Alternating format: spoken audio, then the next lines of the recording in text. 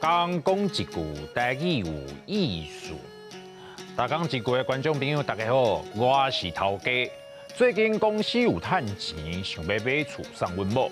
咱今仔日要讲的主题就是起厝。哦，这袂歹，赞赞赞！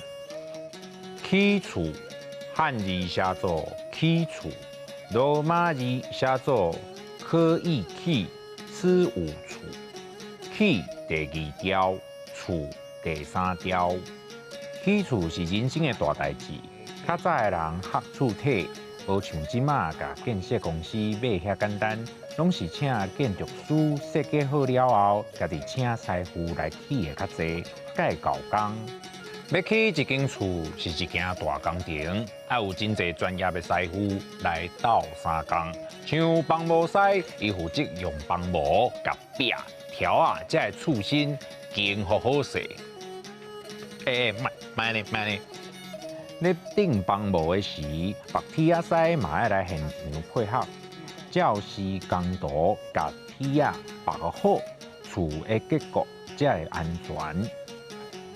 水电师的工课就是甲架水、架电有关系的公路看好势。有的厝爱做消防设备，嘛是水电师咧负责。土水师的工课就是等厝体外壳拢好啊，贴砖啊、架筋，甲控好的壁抹平，搭泰鲁顶顶。遮济无共专业的师傅，通常拢是找土水师来做毛头的较济。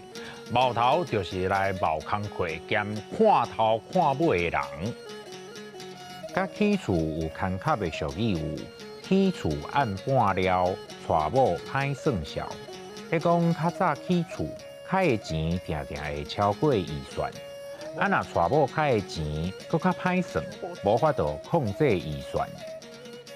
搁有一句俗语是：起厝的惊掠漏，医生惊地扫。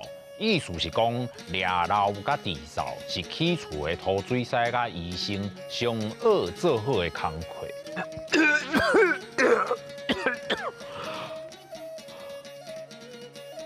六起厝，建筑师、帮模师、白铁仔师、水电师、土水师。起厝按半了，娶某歹算数。起厝的惊掠漏，医生惊地扫。